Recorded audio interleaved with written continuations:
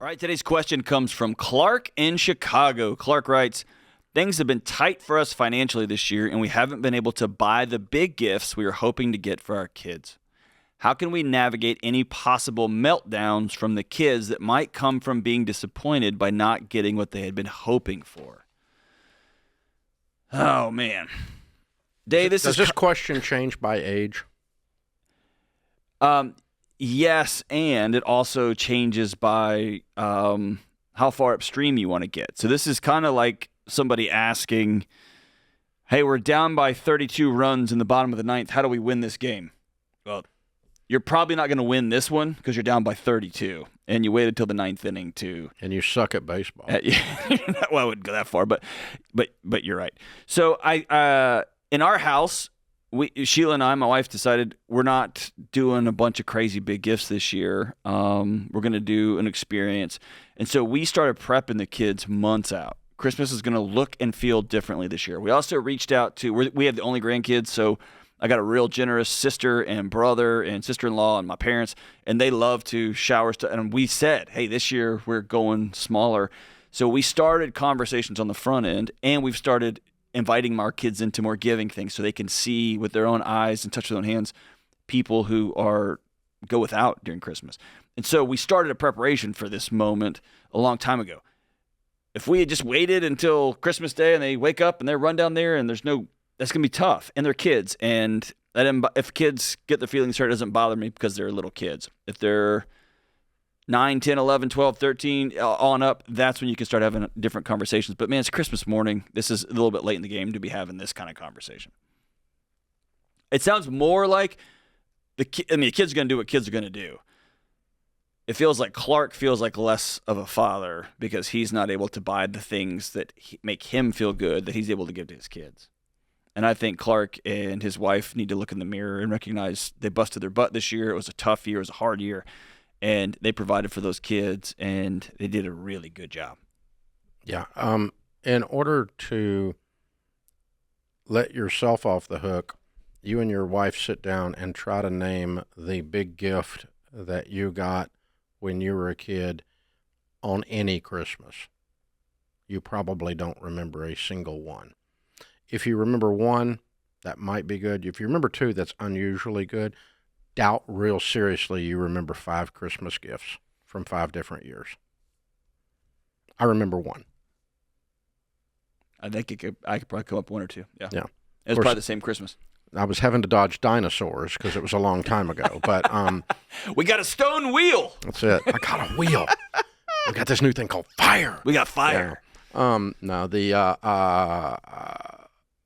So I guess my point is that they'll live through it. Yes, they will.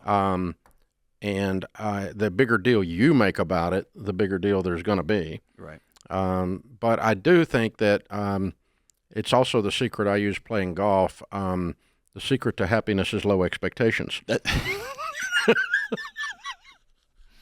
Yes, exactly. So let's lower their little expectations in some methodology, age appropriately.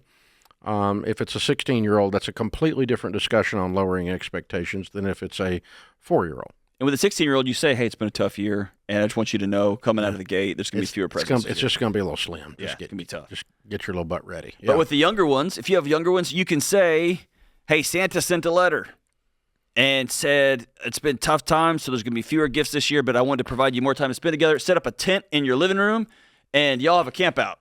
Do something fun. And he said he loves you extra special and whatever. Yeah, and they'll remember that forever. All that's good. And so you can create experiences and, marshmallows still stuck in the carpet 4 months later. I don't know, whatever. But there's all kinds of stuff you can do here that's not doesn't come out of a box. Right. Because we've all had the experience, those of us with a few years on us, of the child that's 3 playing in the box more than playing with the item that came in the box. Very distressing for the parent that bought that thing from Neiman Marcus, but yeah. So there is even as a grandfather, I will admit, Papa Dave suffers from, I am enjoying this more than they're going to. Oh, dude, I do too, man. That's one of my favorite things in the world is to buy gifts. I'm let down that my children have all told me I have to stop overdoing it. So It's just ruined Christmas for me. I'm just saying, but no. So I mean, that's the thing. So I think Brad, Clark. This is from Clark. Wait a minute. Christmas Vacation just emailed us right here on the Ramsey Show. Well, tell cousin Eddie we said, hey, Clark. Wow. And that you're not getting the bonus from your mean old boss. No pool. No pool, man. That's not coming. So, you think this is? Did you guys do this? No, you really didn't do it. Oh I'm my! feeling the person who sent it in might have been you having guys are some fun. pranking us in there. This is not. This is real. It's a form, so whoever did it might have been being cute. Oh, Yeah. it just came. Yeah. But I don't think Christmas Vacation had a location, did they? Was it Chicago?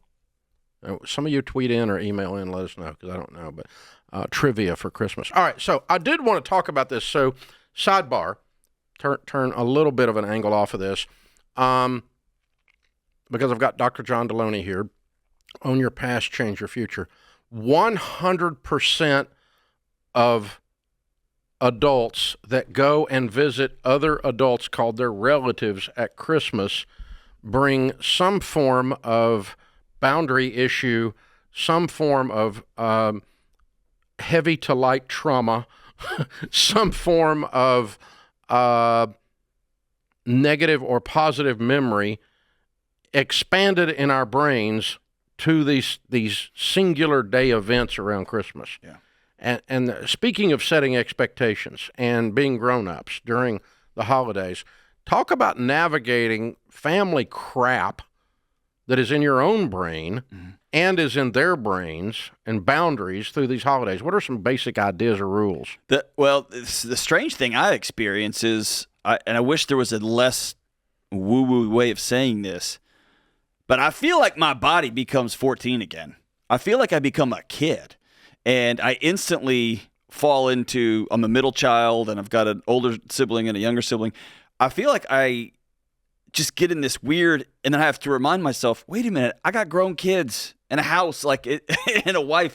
I'm not 14 anymore. And so, I have to be cognizant of myself. What we did this year, what Sheila and I have done the last few years, is we send an email out to the family. And here's when we're going to be able to come. Here's what we want to do. Here's some things that we think will be fun.